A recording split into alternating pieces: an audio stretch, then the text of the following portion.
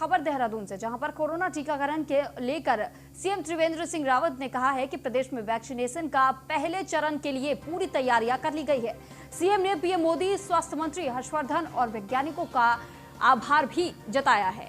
तो corona vaccine पर पूरी तरह सुरक्षित बताया है सीएम त्रिवेंद्र सिंह रावत ने कि किस तरीके से जो ये वैक्सीनेशन की प्रक्रिया शुरू की जा रही है ये कितना सुरक्षित है, उसको लेकर भी उन्होंने बातचीत की। इस पर किसी भी प्रकार का भ्रम नहीं रहना चाहिए। सीएम त्रिवेंद्र सिंह रावत ने यह भी कह दिया है। तो राज्य को पहली खेप में 1,13,000 वैक्सीन मिली है। पहले चरण में 50,000 हेल्थ वर्कर्स को वैक्सीन लगाई जाएगी। पीएम मोदी के साथ वीडियो कॉन्फ्रेंसिंग में शामिल होंगे सीएम त्रिवेंद्र सिंह रावत। तो आज वीडियो कॉन्फ्रेंसिंग के वक्त सीएम त्रिवेंद्र सिंह रावत भी जुड़ेंगे। तो इस पर अधिक जानकारी के लिए इस वक्त हमारे साथ फहीम तन्हा, रेजिडेंट एडिटर, हमारे साथ जुड़ चुके हैं। तो फहीम, आपसे जानकारी चाहेंगे। आपके साथ इस वक्त डीएम भी मौजूद है, जरा उनसे पूछ करके बताइए कि सुरक्षा के इंतजाम और जो स्वास्थ्य विभाग की टीमें हैं वो किस तरीके से काम कर रही है। फहीम, अपना सवाल दोहराएंगे। जी फहीम, आपसे जानकारी चाहेंगे कि वहां पर किस तरीके की तैयारियां की गई है, वैक्सीनेशन की जो प्रक्रिया शुरू होनी है उसको लेकर के तैयारियां।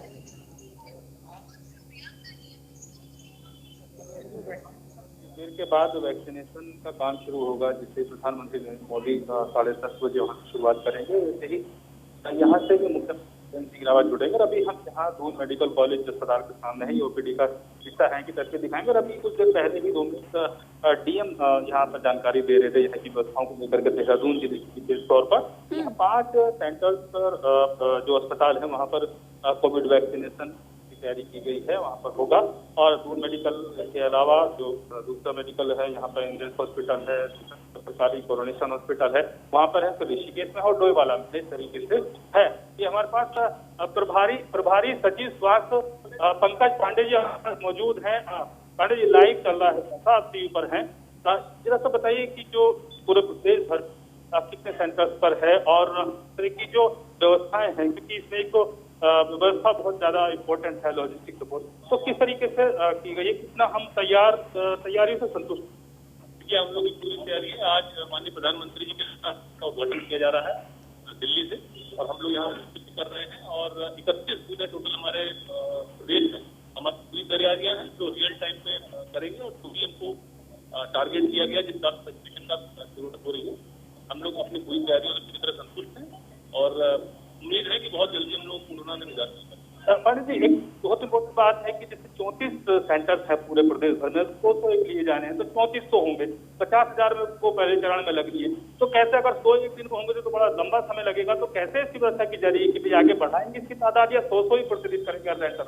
देखिए, अभी जो भारत सरकार से डायरेक्शन मिला उसके हिसाब से हम लोग कर रहे हैं। हमारी तैयारियां जो है लगभग 400 बूथ प्लान किए हुए हैं और उसके हिसाब से हमारी पूरी तैयारियां आज शुरुआत हो रही है। शुरुआत में 31 बूथ से हम लोग शुरुआत कर रहे हैं, आगे चलकर निश्चित रूप से बढ़ाएंगे, तभी हम लोग कंप्लीट कर पाएंगे। तो जो व्यवस्थाएं करनी है कोविड वैक्सीन को लेकर के, चाहे वो कोल्ड स्टोरेज को है या जो टाइमिंग है कोल्ड स्टोरेज से अस्पताल पहुंचाने की, वो सारी व्यवस्थाएं कर चुके हैं। अभी अगर कुछ कमी आएंगी तो उसके फीडबैक के हिसाब से बदलाव की गुंजाइश है।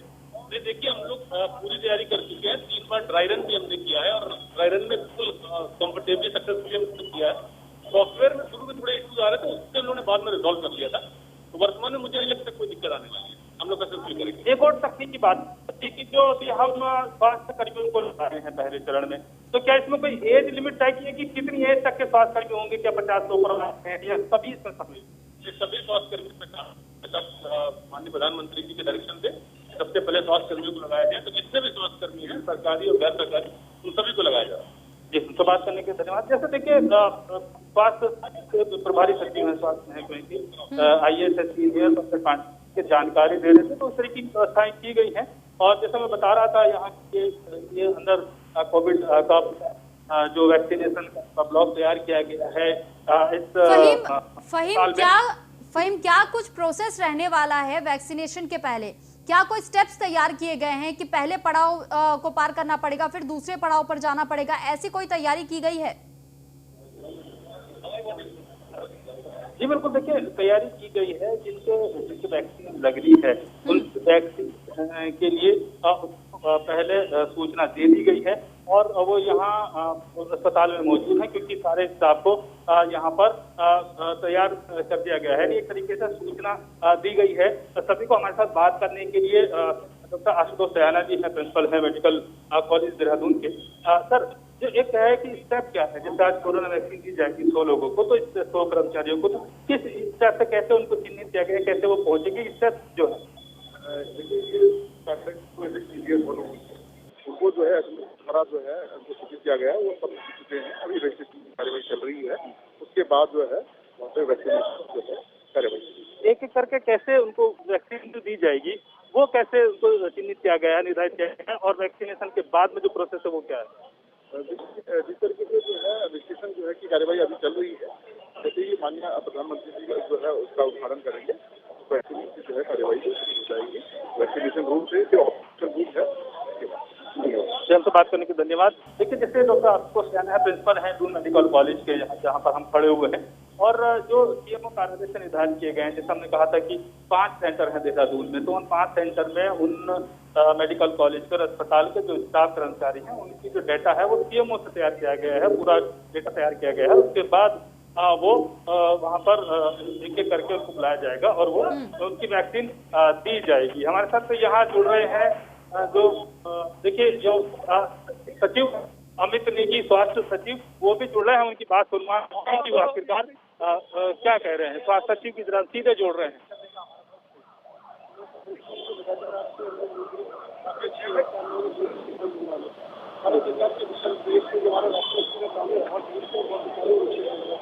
और हमारा आज गवर्नमेंट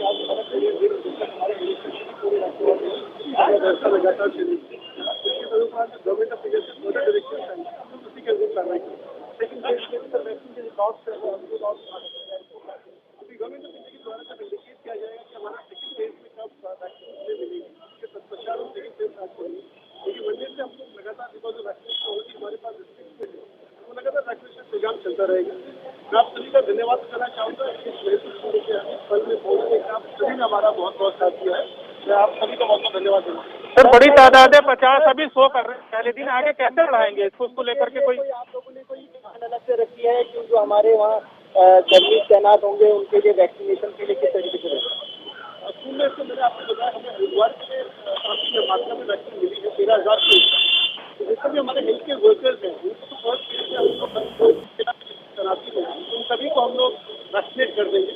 एंड बाकी जो फ्रंटलाइन वर्कर्स हमारे हैं, उसके मुख्य सचिव महोदय के द्वारा माननीय हमारे cabinet secretary government of India को डिमांड भेजा गया है।